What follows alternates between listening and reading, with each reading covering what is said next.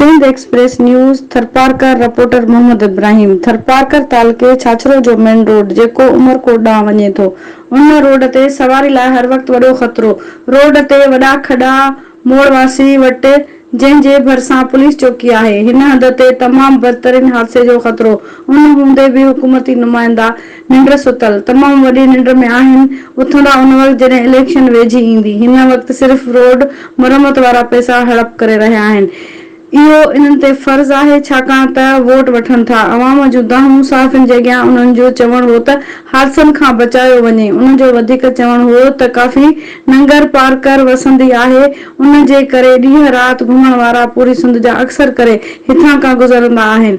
असां पंहिंजा हथ मथे करे गुज़ारिश था करियूं, DC थरपारकर ऐं DC उमरकोट खां इहो मसइलो जल्द हल कयो वञे, छाकाणि त ज़िंदगियूं क़ीमती आहिनि हर लिहाज़ खां।